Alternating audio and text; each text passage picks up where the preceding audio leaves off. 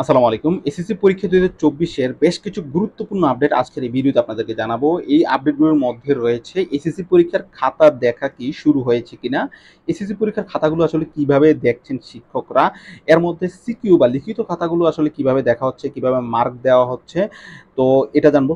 এমসিকিউর খাতাগুলোতে আসলে কিভাবে দেখা হচ্ছে, এখানে কোনো নাম্বার বাড়ানো কমানো যাচ্ছে কিনা? এবং হাতের লেখা যদি খারাপ হয় বা কাটাছেঁড়া হয় সেক্ষেত্রে আসলে শিক্ষকরা নাম্বার কাটছে কিনা, কিরকম নাম্বার কাটছে? বা হচ্ছে এর থেকে আসলে কি ধরনের এফেক্ট পড়ছে খাতাতে, তো সেই বিষয়টা জানবো। এবং সবচেয়ে গুরুত্বপূর্ণ ১-২ নাম্বারের জন্য কি কাউকে ফেল দেওয়া হবে কিনা বা হচ্ছে কিনা, অথবা ১-২ নাম্বার কি বাড়িয়ে দিয়ে কাউকে পাস করানো হবে কিনা। তো এই বিষয়গুলো আসলে আমরা এই একটা ভিডিওতে জানবো। সবাই এই বিষয়গুলো জানতে চায়। তো সেক্ষেত্রে আমরা এক ভিডিওতে এই বিষয়গুলো একটু জানিয়ে দিচ্ছি। আপনারা একটু মনোযোগ দিয়ে ভিডিওটা দেখবেন। আর আরেকটা বিষয় একটু আপনাদেরকে জানাই, সেটা হলো যে আপনাদের যদি কোনো প্রকার শিক্ষামূলক বিষয়ে জানার থাকে, কোনো প্রশ্ন থাকে, কিছু না বুঝতে পারেন, অবশ্যই আমাদের ফেসবুক পেজে আপনারা জয়েন হয়ে যাবেন। ফেসবুক পেজে জয়েন হয়ে আমাদেরকে একটা মেসেজ দিবেন যে ভাই এই বিষয়টা বুঝতেছি না, এই বিষয়টা জানার ছিল। অবশ্যই আমরা মেসেজে আপনাকে এই বিষয়টা ইনশাল্লাহ ক্লিয়ার করে দিব।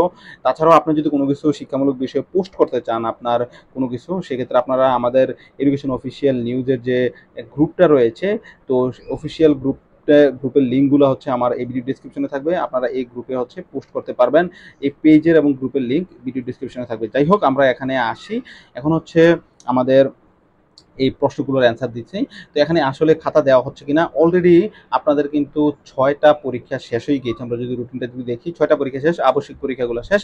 তো এখানে ৬টা পরীক্ষার প্রথম দিকের যে পরীক্ষাগুলো হয়েছে, শিক্ষকদের কিন্তু যেমন বাংলা এবং ইংরেজি শিক্ষকদের কিন্তু ডেকে হচ্ছে খাতাগুলো দিচ্ছেন, এবং কি বিভিন্ন বোর্ড অনেক শিক্ষকদেরকে খাতা দিয়েছেন। একেকজন শিক্ষক প্রায় ৩০০ থেকে ৪০০ বা ২০০-২৫০ মতো হচ্ছে খাতা পেয়েছেন।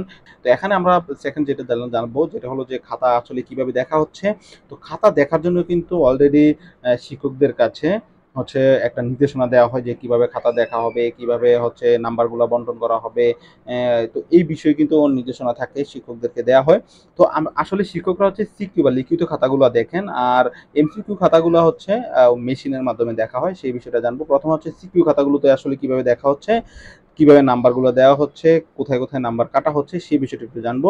আসলে সিকিউ বা লিখিত পরীক্ষার খাতাগুলোতে যে নির্দেশনা থাকে যে আসলে যত শিক্ষার্থীরা যেরকম লিখবে, যেমন হচ্ছে কেউ যদি ফুল মার্ক পাওয়ার মতো লিখে তাকে যেন ফুল মার্কই দেওয়া হয়। অনেকেই আছেন যে ফুল মার্ক কিছু হাতে রেখে দেয়, যেমন ৩ এর মধ্যে আড়াই সর্বোচ্চ আড়াই দেয়, ঠিক আছে, 2.5 দেয়, 4 এর মধ্যে 3.5 সর্বোচ্চ দেয় অথবা 3 দেয়, ঠিক আছে, এরকমটা না। কেউ যদি ফুল মার্ক পাওয়ার হয় তাহলে তাকে যেন ফুল মার্ক দেওয়া হয়, এবং কেউ যদি হচ্ছে কিছুটা মানে রিলেটেড কিছু লিখে আসে তাহলেও যেন তাকে নাম্বার দেওয়া হয়, এরকম কিছু নির্দেশনা থাকে। আর যেটা সচরাচর হয়ে থাকে যে আসলে সৃজনশীলতা আসলে একদম হুবহু কমন পড়ে না, সেক্ষেত্রে কিছুটা বানিয়ে নিজের থেকেও লেখা লাগে। তবে প্রশ্ন রিলেটেড যদি কেউ কোনো শিক্ষার্থী যদি লিখে আসে সেক্ষেত্রে তাকে নাম্বার দেওয়া হচ্ছে। এবং কি যেমন ৩ নাম্বার গতে অথবা ঘতে ৪ নাম্বারের যে কোশ্চেনটা থাকে, সেখানে যদি প্রথম দিকে খুব ভালো লিখে থাকে এবং কি শেষের দিক দিয়ে যদি একটু ভালো লিখে আসে যে ফিনিশিংটা দিচ্ছে, তাহলে কিন্তু সে খুব ভালো মার্ক পাচ্ছে। কারণ শিক্ষকরা ৩০০ থেকে ৪০০ খাতা খুবই কম সময়ের মধ্যে আসলে দেখাটা আসলে পসিবল হয় না। সেক্ষেত্রে শিক্ষকরা কিন্তু এই এবং মানে কখটা একটু ভালো করে দেখে, কারণ এটা একুরেট লেখা লাগে। এবং ঘর যে কোশ্চেনের অ্যান্সারটা, এটা হচ্ছে শিক্ষকরা একটু হচ্ছে প্রথম দিক থেকে দেখে আর শেষের দিক থেকে দেখে, মাঝখানে তেমন একটা দেখে না। তো সেক্ষেত্রে যদি প্রথম এবং শেষে যারা একটু বুদ্ধি করে লিখে আসে তারা কিন্তু ভালো মার্ক পেয়ে যাবে। আরেকটা বিষয় হচ্ছে অনেক শিক্ষার্থীরা পারে না দেখে লিখে আসে না। তো এই বিষয়টা খুবই খারাপ। পারে না, না পারলেও আপনাকে ওই রিলেটেড যে প্রশ্ন যে রিলেটেড বলা হয়েছে সেই রিলেটেড যদি আপনি লিখে আসেন, সেক্ষেত্রে আপনাকে ইনশাল্লাহ পাস দেওয়া হবে। এমসিকিউতে আসলে কিভাবে হচ্ছে দেওয়া হয়, এমসিকিউতে আসলে এখানে সম্পূর্ণটাই হচ্ছে বোর্ডের হাতে থাকে।